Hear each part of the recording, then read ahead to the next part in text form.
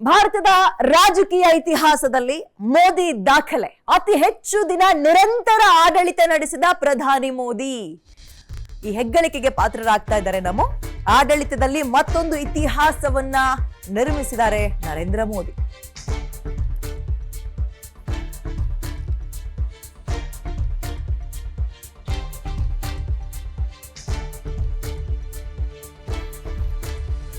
ನೆಹರು ದಾಖಲೆ ಒಡಿಸಾಗಿದೆ. ದೇಶ ವಿದೇಶಗಳಿಂದ ನಮಗೆ ಅಭಿನಂದನೆಗಳ ಮಹಾಪುರ ಅಥವಾ ಸುರಿಮಳೆ ಸಿಗ್ತಾ ಇದೆ. ಭಾರತದ ರಾಜಕೀಯ ಇತಿಹಾಸದಲ್ಲಿ ನಮೋ ದಾಖಲೆ.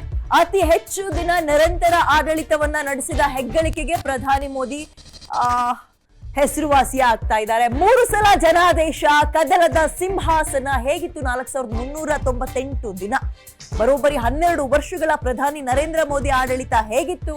ಈ ಮಹಾ ದಾಖಲೆಯ ಹಿಂದಿನ ರಹಸ್ಯವಾದ್ರೂ ಏನು? 3 ಸಲ ಜನಾದೇಶ, ಸಿಂಹಾಸನ ಕದಲೇ ಇಲ್ಲ, ಕಂಟಿನ್ಯೂಟಿಯಾಗಿ ಅವರೇ ಮುಂದುವರೆದ್ರು. 4398 ದಿನಗಳ ಆಡಳಿತ. ಜನ ಏನಂದ್ರು? ಬರೋಬ್ಬರಿ 12 ವರ್ಷಗಳ ಪ್ರಧಾನಿ ನರೇಂದ್ರ ಮೋದಿ ಅವರ ಆಡಳಿತ ಹೇಗಿತ್ತು? ಈ ಮಹಾ ದಾಖಲೆಯ ಹಿಂದಿನ ರಹಸ್ಯ ಏನು? ಪರಿಶ್ರಮದ ಪಥ ಹೇಗಿತ್ತು? ನೋಡ್ತಾ ಹೋಗೋಣ. ಸುದೀರ್ಘ ಆಡಳಿತದಲ್ಲಿ ಬದಲಾವಣೆಯ ಹರಿಕಾರನಾಗಿದ್ರು ನಮೋ. ಜ್ವಲಂತ ಸವಾಲುಗಳಿಗೆ ಶಾಶ್ವತ ಪರಿಹಾರ ಕಲ್ಪಿಸಿಕೊಟ್ಟಿದ್ದಾರೆ. 2047ಕ್ಕೆ ವಿಕಸಿತ ಭಾರತ ನಿರ್ಮಾಣಕ್ಕೆ ಮೋದಿ ಸಂಕಲ್ಪ ತೊಟ್ಟಿದ್ರು. 11 ಸ್ಥಾನದಿಂದ 4ನೇ ಸ್ಥಾನಕ್ಕೆ ಭಾರತದ ಆರ್ಥಿಕತೆ ಜಿಗಿದಿದೆ. ಐಟಿ, ಡಿಜಿಟಲ್, ಸೆಮಿಕಂಡಕ್ಟರ್, ಎಐ ನಲ್ಲಿ ಭಾರತದ ವಿಕ್ರಮ ದಾರಿ. ಆರ್ಟಿಕಲ್ 370 ರದ್ದತಿ, ನಕ್ಸಲೀಯರ ಅಂತ್ಯ, ಭಯೋತ್ಪಾದಕರಿಗೆ ಸಿಂಹ ಸ್ವಪ್ನ, ಅಯೋಧ್ಯೆಯಲ್ಲಿ ರಾಮ ಮಂದಿರ ನಿರ್ಮಾಣ, ತ್ರಿವಳಿ ತಲಾಖ್ ಅಂತ್ಯ, ವಿಶ್ವ ಮಟ್ಟದಲ್ಲಿ ಭಾರತಕ್ಕೆ ಅತಿ ದೊಡ್ಡ ಸ್ಥಾನವನ್ನ ತಂದುಕೊಟ್ಟಿದ್ದಾರೆ ಮೋದಿ. ಅವರ ಆಡಳಿತದಲ್ಲಿ ಅತಿ ಹೆಚ್ಚು ನೆನಪಲ್ಲಿರುವಂತಹ ವಿಚಾರಗಳು ಏನೇನು ಅನ್ನೋದನ್ನ ನಾವು ಗಮನಿಸ್ತಾ ಇದ್ವಿ. ಚುನಾವಣಾ ರಾಜಕೀಯದಲ್ಲೂ ಕೂಡ ಮೋದಿ ಅವರದ್ದೇ ಹವಾ. ಸತತ 3ನೇ ಅವಧಿಗೆ ಆಯ್ಕೆಯಾದ್ರು ಸೋಲಿಲ್ಲದ ಸರದಾರನಂತೆ ವಿಜೃಂಭಿಸ್ತಾ ಇದ್ದಾರೆ. ಎನ್ಡಿಎ ಅಧಿಕಾರ 12 ರಾಜ್ಯಗಳಿಂದ 21 ರಾಜ್ಯಗಳಿಗೆ ಅದು ಪಸರಿಸ್ತು ಅಥವಾ ಏರಿಕೆ ಆಯ್ತು. ಪ್ರತಿಪಕ್ಷಗಳ ಧೂಳಿಪಟ ಆಗೋಗ್ಬಿಡ್ತು. ಕಾಂಗ್ರೆಸ್, ಟಿಎಂಸಿ, ಆಪ್ಗೆ ವಿಪರೀತ ಮುಖಭಂಗ ಆಯ್ತು. ದೇಶದ ಭೂಪಟ ನೋಡಿದಾಗ ಸಂಪೂರ್ಣವಾಗಿ ಕೇಸರಿಮಯ. ಅಲ್ಲಿ ಇಲ್ಲಿ ಸ್ವಲ್ಪ ಬಣ್ಣ ಬದಲಾಗ್ತಾ ಇದೆ ಅಷ್ಟೇ. ಸೊ ಈ ಒಂದು ಜೋಶ್ನಲ್ಲಿ ಇವತ್ತು ಬಿಜೆಪಿ ಸೆಲೆಬ್ರೇಷನ್ ಮೂಡ್ ನಲ್ಲಿದೆ. ಬನ್ನಿ ಇದ್ರ ಬಗ್ಗೆ ಮಾತನಾಡ್ಲಿಕ್ಕೆ ನಮ್ಮ ಜೊತೆಗೆ MLC ರವಿಕುಮಾರ್ ಅವರು ದೂರವಾಣಿ ಸಂಪರ್ಕಕ್ಕೆ ಸಿಗ್ತಾ ಇದ್ದಾರೆ. ರವಿಕುಮಾರ್ ಅವರೇ ನಮಸ್ತೆ. ನನ್ನ ಧ್ವನಿ ನಿಮಗೆ ಕೇಳಿಸ್ತಾ ಇದೆ ಅನ್ಕೊಳ್ತೀನಿ. ಬಿಜೆಪಿಯಲ್ಲಿ ಸಂಭ್ರಮದ ವಾತಾವರಣ ಹೆಂಗಿದೆ ಇವತ್ತು? ಆ ಜೋಶ್ ಹೇಗಿದೆ? ಮೇಡಮ್, ಇಡೀ ದೇಶದಾದ್ಯಂತ ನರೇಂದ್ರ ಮೋದಿಜಿಯವರು ದೇಶದಲ್ಲಿ ಒಬ್ಬ ಚುನಾಯಿತ ಸರ್ಕಾರದ ಎಲೆಕ್ಟೆಡ್ ಗವರ್ಮೆಂಟ್ ನ ಅತಿ ಹೆಚ್ಚು ದಿನಗಳ ಕಾಲ, ಅತಿ ಹೆಚ್ಚು ವರ್ಷಗಳ ಕಾಲ ಭಾರತ ದೇಶವನ್ನ ಆಳಿದ ಪ್ರಧಾನಮಂತ್ರಿ ಅನ್ನುವಂತ ಹೆಗ್ಗಳಿಕೆ ನರೇಂದ್ರ ಮೋದಿಜಿ ಅವರಿಗೆ ಸಿಗ್ತಾ ಇದೆ. ಆ ಒಂದು ಸಂಭ್ರಮ ಏನಿದೆ, ನಮಗೆ ಎಲ್ಲಿಲ್ಲದ ಸಂತೋಷವನ್ನ, ಸಂಭ್ರಮವನ್ನ, ಖುಷಿಯನ್ನ, ಸಂತೋಷವನ್ನ, ಉಲ್ಲಾಸವನ್ನ ತಂದುಕೊಟ್ಟಿದೆ. ನಮಗೆ ಅಷ್ಟೇ ಅಲ್ಲ, ಪಾರ್ಟಿ ಕಾರ್ಯಕರ್ತರಿಗೆ ಅಷ್ಟೇ ಅಲ್ಲ, ಇಡೀ ದೇಶದ ಜನಮಾನಸಿಕತೆಗೆ, ಇಡೀ ದೇಶದ ಜನರಿಗೆ ಅನಿಸ್ತಾ ಇದೆ. ಯಾಕೆ ಅಂತ ಹೇಳಿದ್ರೆ, ಒಂದ್ ಕಾಲದಲ್ಲಿ ಭಾರತ ಅಂತ ಹೇಳಿದ್ರೆ ಪ್ರಪಂಚ ಅಷ್ಟು ಗೌರವ ಕೊಡ್ತಾ ಇರ್ಲಿಲ್ಲ. ಭಾರತ ಇದೊಂದು ಅಂಧಕಾಲದ ರಾಷ್ಟ್ರ ಮತ್ತು ಅಭಿವೃದ್ಧಿ ಹೊಂದದೇ ಇರ್ತಕ್ಕಂಥ ದೇಶ, ಈ ರೀತಿ ನಮ್ಮ ಭಾರತವನ್ನ ಟೀಕೆ ಮಾಡ್ತಾ ಇರ್ತಕ್ಕಂಥದ್ದನ್ನ ನಾವು ನೋಡ್ತಾ ಇದ್ವಿ, ಅನುಭವಿಸ್ತಾ ಇದ್ವಿ, ಕೇಳ್ತಾ ಇದ್ವಿ. ಆದ್ರೆ ಇವತ್ತು ಪ್ರಪಂಚದ ಅಭಿವೃದ್ಧಿ ಹೊಂದಿದ 5 ರಾಷ್ಟ್ರಗಳಲ್ಲಿ ಭಾರತವು ಕೂಡ ಒಂದು. 5ನೇ ಆರ್ಥಿಕ ಬಲಿಷ್ಠ ರಾಷ್ಟ್ರ ಭಾರತ ಆಗಿದೆ. ಹಾಗಾಗಿ ಈ ಒಂದು ಹಿನ್ನೆಲೆಯಲ್ಲಿ, ಅದು ಇಷ್ಟೊಂದು ದೊಡ್ಡ ಜನಸಂಖ್ಯೆಯನ್ನ ಹೊಂದಿರತಕ್ಕಂತ ದೇಶ, ಏನು ಕೃಷಿ ಆಧಾರಿತವಾಗಿರ್ತಕ್ಕಂಥ ದೇಶ, ಆದಾಗ್ಯೂ ಕೂಡ ಭಾರತವನ್ನ ಈ ಒಂದು ಹಂತಕ್ಕೆ ತೆಗೆದುಕೊಂಡೋಗಿರ್ತಕ್ಕಂಥದ್ದು ನರೇಂದ್ರ ಮೋದಿಜಿ ಅವರ ಸಾಮರ್ಥ್ಯ ನಿಜಕ್ಕೂ ಅಮೋಘವಾಗಿರ್ತಕ್ಕಂಥದ್ದು, ಅದ್ವಿತೀಯವಾಗಿರ್ತಕ್ಕಂಥದ್ದು, ಹರ್ಷದಾಯಕವಾಗಿರ್ತಕ್ಕಂಥದ್ದು ಅಂತ ಹೇಳಿ ನಾನು ಈ ಸಂದರ್ಭದಲ್ಲಿ ಹೇಳೋದಕ್ಕೆ ಬಯಸ್ತೇನೆ. Before Modi Era, after Modi Era ನೀವು ಕಂಪ್ಯಾರಿಸನ್ ಕೊಡ್ತಾ ಹೋಗ್ತಾ ಇದ್ರಿ. ಯಾ ಪ್ಲೀಸ್ ಗೋ ಹೆಡ್ ಮುಂದುವರ್ಸಿ. ಈ ಫಾರ್ ಎಕ್ಸಾಂಪಲ್ ನಮ್ ದೇಶ ಆಮದು ಮಾಡ್ಕೊಳ್ತಕ್ಕಂತ ದೇಶ. ಈವನ್ ಆಹಾರದ ಪದಾರ್ಥಗಳನ್ನು ಕೂಡ ನಾವು ತರಿಸ್ಕೊಳ್ತಾ ಇದ್ವಿ. ಗೋಧಿ ತರಿಸ್ಕೊಳ್ತಾ ಇದ್ವಿ, ನಾವು ಅಕ್ಕಿ ತರಿಸ್ಕೊಳ್ತಾ ಇದ್ವಿ. ಇವತ್ತು ಸುಮಾರು 62-65 ದೇಶಗಳಿಗೆ ನಾವೇನೆ ಕಳಿಸ್ಕೊಡ್ತಾ ಇದ್ವಿ. ಹೌದು. ಪ್ರಪಂಚದ ಬಡ ರಾಷ್ಟ್ರಗಳಿಗೆ ಸುಮಾರು 62 ರಾಷ್ಟ್ರಗಳಿಗೆ ಭಾರತ ಸಹಾಯ ಮಾಡಿದೆ ಇವತ್ತು. ಆ ಹಿನ್ನೆಲೆಯಲ್ಲಿ ನರೇಂದ್ರ ಮೋದಿಜಿಯವರ ಕಳೆದ 12 ವರ್ಷಗಳ ಆಡಳಿತ ಏನಿದೆ, ಸುವರ್ಣಾಕ್ಷರಗಳಲ್ಲಿ ಬರೆದಿರ್ತಕ್ಕಂತ ಆಡಳಿತ ಅಂತೇಳಿ ನಾನು ಈ ಸಂದರ್ಭದಲ್ಲಿ ಹೇಳೋದಕ್ಕೆ ಬಯಸ್ತೇನೆ. ಆದ್ರಿಂದ ಭಗವಂತ ನಮ್ ದೇಶದ ರೈತರಿಗೆ, ಮಹಿಳೆಯರಿಗೆ, ಯುವಕರಿಗೆ, ಸುಶಿಕ್ಷಿತರಿಗೆ, ಅಶಿಕ್ಷಿತರಿಗೆ, ಆಮೇಲೆ SC ST OBC ಇದು ಯಾವುದೇ ಇಲ್ದೇನೆ ಇಡೀ ದೇಶವೇ ಒಂದು ಹೆಮ್ಮೆ ಪಡ್ತಕ್ಕಂತ ಆಡಳಿತವನ್ನ ಇವತ್ತು ದೇಶದಲ್ಲಿ ನರೇಂದ್ರ ಮೋದಿ ಅವರು ತಂದುಕೊಟ್ಟಿದ್ದಾರೆ. ಹಾಗಾಗಿ ನಾನು ಈ ಸಂದರ್ಭದಲ್ಲಿ ಪ್ರಾರ್ಥನೆ ಮಾಡ್ಕೊಳ್ತೇನೆ, ನರೇಂದ್ರ ಮೋದಿಜಿ ಅವರಿಗೆ ಇನ್ನಷ್ಟು ಆಯುಷ್ಯವನ್ನ, ಆರೋಗ್ಯವನ್ನ ಭಗವಂತ ಕರುಣಿಸ್ಲಿ ಮತ್ತು ಭಾರತ ಪ್ರಪಂಚದಲ್ಲಿ ನಂಬರ್ 1 ರಾಷ್ಟ್ರ ಆಗ್ಬೇಕು. ಏನು ಚೈನಾ, ಅಮೆರಿಕ ಪ್ರಪಂಚದ ಭೂಪಟದಲ್ಲಿ ಭಾರಿ ಶ್ರೀಮಂತ ರಾಷ್ಟ್ರಗಳು ಅಂತ ಏನ್ ಹೇಳ್ತಾ ಇದ್ದಾರೆ, ಹಂಗೆ ಭಾರತವು ಕೂಡ ಆ ಸಾಲಿಗೆ ಸೇರ್ಬೇಕು ನರೇಂದ್ರ ಮೋದಿಜಿ ಅವರ ನೇತೃತ್ವದಲ್ಲಿ ಅಂತ ಹೇಳಿ ನಾನು ಈ ಸಂದರ್ಭದಲ್ಲಿ ಅಪೇಕ್ಷೆಯನ್ನ ವ್ಯಕ್ತಪಡಿಸ್ತೇನೆ. ಮೋದಿ ಮಿಷನ್ ಅನ್ನೋಕ್ಕಿಂತ ಬಿಜೆಪಿ ಮಿಷನ್ ಥ್ರೂ ಮೋದಿ ಹೇಗ್ ನೋಡ್ತೀರಿ? ಬಿಜೆಪಿಯಿಂದ ಮೋದಿನ, ಮೋದಿಯಿಂದ ಬಿಜೆಪಿನ, ಇದನ್ನ ಹೇಗ್ ವಿಶ್ಲೇಷಿಸ್ತೀರಿ? ಈಗ ಮೋದಿಜಿಯವರು ಎಲ್ಲಿಂದ ಬಂದ್ರು? ಭಾರತೀಯ ಜನತಾ ಪಾರ್ಟಿಯಿಂದಾನೆ. RSS ನ ಒಬ್ಬ ಸ್ವಯಂ ಸೇವಕ್, ಪ್ರಚಾರಕ್, ನಿಸ್ವಾರ್ಥ ಅದ್ವಿತೀಯ ವಿಚಾರವನ್ನ, ಆದರ್ಶವನ್ನ, ಸ್ವಾಮಿ ವಿವೇಕಾನಂದರ, ಈ ತರ ಭಗತ್ ಸಿಂಗರ ಈ ತರದ ಆದರ್ಶಗಳನ್ನ ತಲೆನಲ್ಲಿ ಇಟ್ಕೊಂಡು ದೇಶಕ್ಕೋಸ್ಕರವಾಗಿನೇ ಕೆಲಸ ಮಾಡ್ತಾ ಇರ್ತಕ್ಕಂತ ಅತ್ಯಂತ ಪ್ರಾಮಾಣಿಕ, ನಿಸ್ಪೃಹ, ಸ್ವಾರ್ಥತೆ ಲವಲೇಶವೂ ಇಲ್ಲದೆ ಇರ್ತಕ್ಕಂತ ಅತ್ಯಂತ ಪ್ರಾಮಾಣಿಕ ಪ್ರಧಾನಮಂತ್ರಿ. ಈ ಎಲ್ಲ ಕಾರಣಗಳಿಂದ ದೇಶದ ಜನ ನರೇಂದ್ರ ಮೋದಿಜಿಯವರಿಗೆ ಗೌರವವನ್ನ ಕೊಡ್ತಾ ಇದ್ದಾರೆ. ಏನೇ ವಿಷಯಗಳಿಗೂ ಕೂಡ ನರೇಂದ್ರ ಮೋದಿಜಿ ಅವರಿಗೆ ಬೆನ್ನೆಲುಬಾಗಿ ನಿಲ್ತಾ ಇದ್ದಾರೆ ದೇಶದ ಜನ. ಈಗ ಉದಾಹರಣೆ ಪೆಟ್ರೋಲ್ ಡೀಸೆಲ್ದೇ ತೆಗೆದುಕೊಳ್ಳಿ, ಇತ್ತೀಚಿಂದೇ ಉದಾಹರಣೆ ತೆಗೆದುಕೊಳ್ತೀನಿ. ಭಾರತ ಪೆಟ್ರೋಲ್ ಡೀಸೆಲ್ ಬೆಲೆ ಏರಿಸ್ಲಿಲ್ವಾ ಅಂದ್ರೆ ಏರಿಸ್ತು, ನಾನು ಏರಿಸಿಲ್ಲ ಅಂತ ಹೇಳಲಿಲ್ಲ. ಆದ್ರೆ ಪ್ರಪಂಚದ ಬೇರೆಲ್ಲ ರಾಷ್ಟ್ರಗಳು ಎಷ್ಟು ಪ್ರಮಾಣದಲ್ಲಿ, ಯಾವ ಪ್ರಮಾಣದಲ್ಲಿ ಪೆಟ್ರೋಲ್, ಡೀಸೆಲ್, LPG ಬೆಲೆಯನ್ನೇ ಏರಿಕೆ ಮಾಡಿದ್ರು ಅಷ್ಟು ಪ್ರಮಾಣದಲ್ಲಿ ಏರ್ಸಕ್ ಹೋಗ್ಲಿಲ್ಲ. ಓಕೆ, ನಾನು ಮುಂದುವರೆದಂತೆ ನನ್ನ ಪ್ರಶ್ನೆಗೆ ಎಕ್ಸಾಕ್ಟ್ ನೀವು ಉತ್ತರ ಕೊಡ್ಲಿಲ್ಲ. ಬಿಜೆಪಿಯಿಂದ ಮೋದಿನ, ಮೋದಿಯಿಂದ ಬಿಜೆಪಿನ ಅಂದಾಗ, ಓಕೆ, ಮೋದಿ ಅವ್ರ ನಂತರ ಏನ್ ಸರ್ ಬಿಜೆಪಿ? ಮೋದಿಯಿಂದ ಬಿಜೆಪಿನ, ಬಿಜೆಪಿಯಿಂದ ಮೋದಿನ ಅಂತ ಕೇಳಿದ್ರಿ. ಹೌದು ನೋಡಿ, ಭಾರತೀಯ ಜನತಾ ಪಾರ್ಟಿ ಇರೋದು ಈ ದೇಶಕ್ಕೋಸ್ಕರ. ಆಮೇಲೆ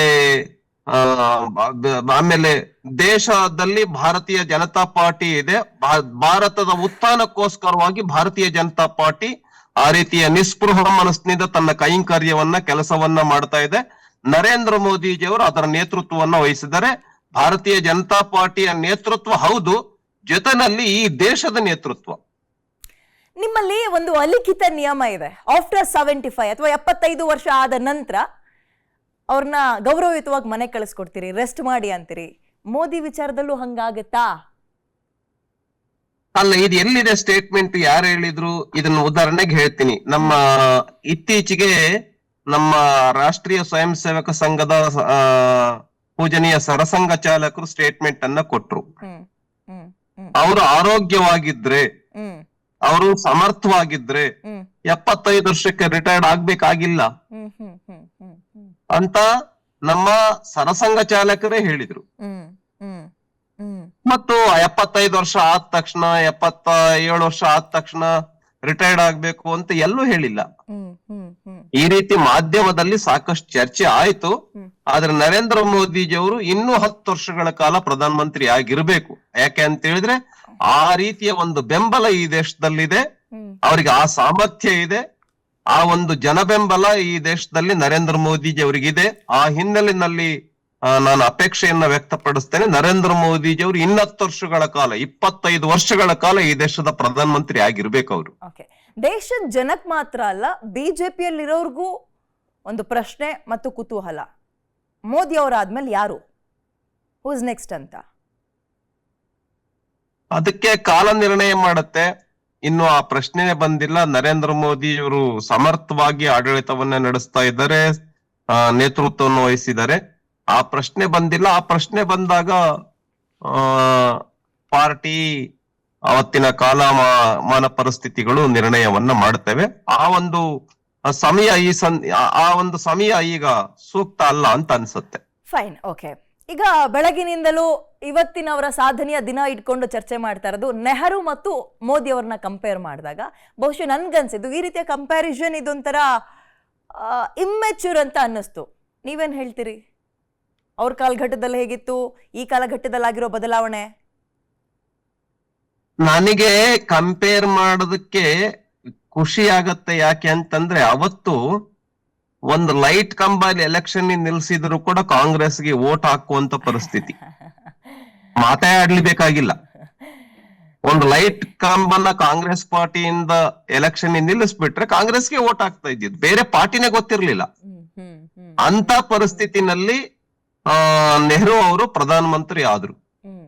ಆದ್ರೆ ಇವತ್ತು ಪ್ರತಿಯೊಂದನ್ನು ಕೂಡ ಚೆಕ್ ಮಾಡಿ, ಪರೀಕ್ಷೆ ಮಾಡಿ, ಇವ್ರು ಸೂಕ್ತನ ಅವ್ರ ಸೂಕ್ತನ, ಇವ್ರ ಸಮರ್ಥರ ಅವ್ರ ಸಮರ್ಥರ, ಇವ್ರಿಗೆ ಜನ ಬೆಂಬಲ, ಇವ್ರಿಗೆ ಓಟ್ ಹಾಕ್ಬೇಕ, ಇವ್ರಿಗೆ ಮತ್ತೊಬ್ರಿಗೆ ಓಟ್ ಹಾಕ್ಬೇಕ, ಇಷ್ಟೊಂದು ಪರೀಕ್ಷೆಗಳಿಗೆ ಒಳಪಡಿಸಿ ನರೇಂದ್ರ ಮೋದಿಜಿಯವರು ಈ ಎಲ್ಲಾ ಪರೀಕ್ಷೆಗಳನ್ನ ಪಾಸ್ ಮಾಡಿ 12 ವರ್ಷಗಳಿಂದ ಈ ದೇಶದ ಪ್ರಧಾನಮಂತ್ರಿಯಾಗಿ ಮುಂದುವರಿತಾ ಇದ್ದಾರೆ.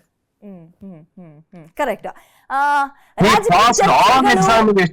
ರಾಜಕೀಯ ಚರ್ಚೆಗಳು ಏನೇ ಇರಲಿ, ಬಟ್ ಒಬ್ಬ ಜನಸಾಮಾನ್ಯಳಾಗಿ ಅಥವಾ ಮಧ್ಯಮ ವರ್ಗದವರಾಗಿ ರಾಜಕೀಯ ಹಿನ್ನೆಲೆ ಇಲ್ದಲೇ ಇರುವ ನಮ್ಮಂತವರ ಅಭಿಪ್ರಾಯ ಮೋದಿ ವಿಚಾರದಲ್ಲಿ ಏನು ಅಂತ ನಾನೊಂದು ನಿಮ್ ಕಿವಿಗೆ ಹಾಕೋ ಪ್ರಯತ್ನ ಮಾಡ್ತೀನಿ. ರವಿಕುಮಾರ್ ಸರ್, ರಾಜಕೀಯ ಹಿನ್ನೆಲೆ ಇಲ್ಲದೆ ಅಥವಾ ಅದ್ರ ಟಚ್ ಇಲ್ಲದೆ ರಾಜಕಾರಣದಲ್ಲಿ ಸರ್ವೈವ್ ಆಗೋಕೆ ಅಥವಾ ಎಂಟ್ರಿ ಆಗೋಕೆ ಸಾಧ್ಯನೇ ಇಲ್ಲ ಅನ್ನುವ ದಿನಗಳನ್ನ ಅಳಿಸಿ ಹಾಕಿ ಒಬ್ಬ ಚಹಾ ಮಾರವನು ಕೂಡ ಇವತ್ತು ಒಬ್ಬ ಚಹಾ ಮಾರವನು ಪ್ರಧಾನಿ ಆಗಿದ್ದಾನೆ ಅಂದ ನಂತರ ನಮ್ಗಳಿಗೆ ಯಾಕಾಗಲ್ಲ ಅನ್ನುವ ಆಸೆ ತಲೆಯಲ್ಲಿ ಮೂಡಿಸಿದ್ದೆ ಮೋದಿ ಅವರ ಛಾಪು ಅಥವಾ ಅವರ ಛಾಯೆ ಅಂತ ನಮಗನ್ಸೋಕ್ ಶುರುವಾಯ್ತು. ನೀವೇನಂತೀರಿ ಜನರ ಈ ಅಭಿಪ್ರಾಯವನ್ನ? ಈ ದೇಶದಲ್ಲಿ, ಈ ದೇಶದ ಸಾಮಾನ್ಯ ಯಾರೇ ಮತದಾರ ಕನಸನ್ನ ಕಾಣೋದಕ್ಕೆ ಯಾವುದೇ ಅಡೆತಡೆ ಇಲ್ಲ. ಆದ್ರೆ ಆ ಕನಸನ್ನ ಕಾಣಬೇಕು. APJ ಅಬ್ದುಲ್ ಕಲಾಂ ಅವ್ರು ಹೇಳ್ದಂಗೆ ಕನಸನ್ನ, ಆ ಕನಸಿನಿಂದ ನಿದ್ದೆ ಬರಬಾರದು. ಆ ಕನಸಿನಿಂದ ಯಾವಾಗ್ಲೂ ಆ ಕನಸನ್ನ ನನಸು ಮಾಡೋದಕ್ಕೋಸ್ಕರವಾಗಿ ಡೇ ಅಂಡ್ ನೈಟ್ ದುಡಿಬೇಕು. ಡೇ ಅಂಡ್ ನೈಟ್ ಆ ಕನಸನ್ನ ಸಾಕಾರಗೊಳಿಸೋದಕ್ಕೆ, ಆ ಕನಸನ್ನ ನನಸು ಮಾಡೋದಕ್ಕೆ, ಆ ಕನಸನ್ನ ಈಡೇರಿಸೋದಕ್ಕೆ ನಿದ್ದೆ ಬರಬಾರದು. ಅದು ನಿಜವಾದ ಕನಸು. ಹಂಗೆ ನಮ್ಮ ಪ್ರಧಾನಮಂತ್ರಿ ನರೇಂದ್ರ ಮೋದಿಜಿ ಅವರು ಆ ರೀತಿ ದುಡಿದ್ರು. ಮುಖ್ಯಮಂತ್ರಿ ಆಗದೇನೆ ಅಲ್ಲಿನ ಸಂಘಟನಾ ಕಾರ್ಯದರ್ಶಿಯಾಗಿ ನರೇಂದ್ರ ಮೋದಿಜಿ ಅವರು ಗುಜರಾತ್ ಅಲ್ಲಿ ಪಾರ್ಟಿ ಕಟ್ಟಿದ್ರು. ಆಮೇಲೆ ಮುಖ್ಯಮಂತ್ರಿ ಆದ್ರು. ಮುಖ್ಯಮಂತ್ರಿ ಆಗಿ 16 ವರ್ಷ ಮುಖ್ಯಮಂತ್ರಿ ಆದ್ರು. ಆಮೇಲೆ ಪ್ರಧಾನಮಂತ್ರಿ ಈಗ 12ನೇ ವರ್ಷ. ಒಂದು ಸಾರಿನೂ ಕೆಮ್ಮಿರೋದ್ ನೋಡಿಲ್ಲ, ಒಂದ್ ಸರಿ ಸೀನ್ ಇರೋದ್ ನೋಡಿಲ್ಲ ನಾನು. ನರೇಂದ್ರ ಮೋದಿ ನೋಡಿಲ್ಲ. ಅಂದ್ರೆ ಡೇ ಅಂಡ್ ನೈಟ್ ಮೋದಿಜಿ ಅವರು ಮಾಡ್ತಾ ಇದ್ದಾರೆ. ಕರೆಕ್ಟ್. ಇನ್ನೊಂದು ಲಾಸ್ಟ್ ಪ್ರಶ್ನೆ. ಇದು ಪ್ರಶ್ನೆ ಅನ್ನೋಕ್ಕಿಂತ ಬಹುಶಃ ಇದನ್ನ ಕೇಳಿದಾಗ ನಿಮಗೆ ಸ್ವಲ್ಪ ಕಸಿವಿಸಿ ಅನ್ನಿಸ್ಬೋದೇನೋ, ಯಾವ್ದನ್ನ ಹೆಂಗೆ ಬ್ಯಾಲೆನ್ಸ್ ಮಾಡೋದು ಅಂತ. ಬಟ್ ಸ್ಟಿಲ್ ನಾನು ಕೇಳ್ಬಿಡ್ತೀನಿ. ನಾನು ಯಾಕೆ ಆರಂಭದಲ್ಲಿ ಬಿಜೆಪಿಯಿಂದ ಮೋದಿಯಿಂದ ಬಿಜೆಪಿನ ಅಂತ ಕೇಳ್ದೆ ಅಂದ್ರೆ, ಇದೇ ನೀವು ಒಂದು 15 ವರ್ಷದ ಹಿಂದೆ ಹೋಗ್ಬಿಡಿ. ಬಿಜೆಪಿನ ಫುಲ್ ಫ್ಲೆಡ್ಜ್ ಅಲ್ಲಿ ಬರದಾ ಅಥವಾ NDAನ ಅಂದಾಗ 100-120 ಗೆದ್ರೆ ಅವ್ರು ದೊಡ್ಡ ವಿಚಾರ ಅಂತ ಇದ್ರು. ಬಟ್ ಇವತ್ತು ಪರಿಸ್ಥಿತಿ ಹಾಗೆ ಉಳ್ಕೊಂಡಿಲ್ಲ. ಮೋದಿ ಬಂದ ಮೇಲೆ ಮೋದಿಯರ ಹೆಂಗಾಯ್ತು ಅಂತ ಹೇಳ್ತಾ ಇದ್ದೀನಿ ನಾನು. ಸೊ ಹಂಗ ಕೇಳ್ದೆ, ಬಿಜೆಪಿಯಿಂದ ಮೋದಿಯಿಂದ ಬಿಜೆಪಿನ. ನಾನು ಇದಕ್ಕೆ ಉತ್ತರವನ್ನ ಕೊಡ್ತೇನೆ. ನರೇಂದ್ರ ಮೋದಿಯಿಂದ ಬಿಜೆಪಿಯಿಂದ ಮೋದಿನ ಅಂತ ಕೇಳಿದ್ರಿ. ಎಸ್, ನಮ್ಮ ಭಾರತೀಯ ಜನತಾ ಪಾರ್ಟಿಗೆ ಒಂದು ಅಪರೂಪದ ನಾಯಕತ್ವ ಸಿಕ್ತು ಅಟಲ್ ಬಿಹಾರಿ ವಾಜಪೇಯಿ ಅವರ ನಂತರ. ಹಾಗಾಗಿ ಈ ಒಂದು ದೇಶಕ್ಕೆ ಸ್ವಾಮಿ ವಿವೇಕಾನಂದರು ಯಾವ ರೀತಿ ನಾಯಕತ್ವ ಬೇಕು ಈ ದೇಶಕ್ಕೆ ಅಂತ ಹೇಳಿದ್ರು, ಆ ರೀತಿ ನಾಯಕತ್ವ ನಮ್ ನರೇಂದ್ರ ಮೋದಿಜಿ ಅವರಿತ್ತು. ಅದು ಭಾರತೀಯ ಜನತಾ ಪಾರ್ಟಿಗೆ ಸಿಕ್ತು. ಅವರು ನಮ್ ಭಾರತೀಯ ಜನತಾ ಪಾರ್ಟಿಯ ಕಾರ್ಯಕರ್ತರಾಗಿದ್ರು, ಸಂಘದ ಸ್ವಯಂ ಸೇವಕರಾಗಿದ್ರು.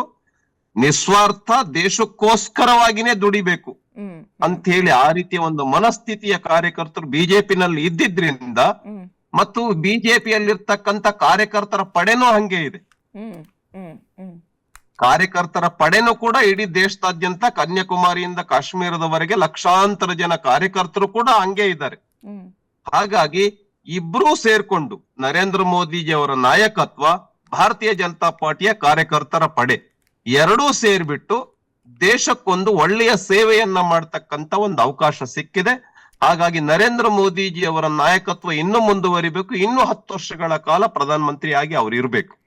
Anyway, okay, thank you so much. ಇಷ್ಟೊತ್ತು ನಿಮ್ಮ ಸಮಯವನ್ನ ನಮ್ಮ ಜೊತೆ ಕಳೆದಿದ್ದಕ್ಕೆ ರವಿಕುಮಾರ್ ಅವರೇ, thank you very much madam. Okay, ಇದು Modi era before and after ಬಿಜೆಪಿಯಲ್ಲಿ ಹೆಂಗಿತ್ತು ಅನ್ನೋದ್ರ ಬಗ್ಗೆ MLC ರವಿಕುಮಾರ್ ಅವರು ಬಹಳ ಸುದೀರ್ಘವಾಗಿ ಒಂದು 10-15 ನಿಮಿಷಗಳ ಕಾಲ ನಿಮ್ಮ PNS ವಿಸ್ತಾರದಲ್ಲಿ ಹಂಚ್ಕೊಂಡ್ರು. ಬಹಳ ಖುಷಿಯಲ್ಲಿ ತೇಲಾಡ್ತಾ ಇದೆ ಬಿಜೆಪಿ ಇವತ್ತು ಈ ಒಂದು ಸಂಭ್ರಮದ ದಿನದಲ್ಲಿ.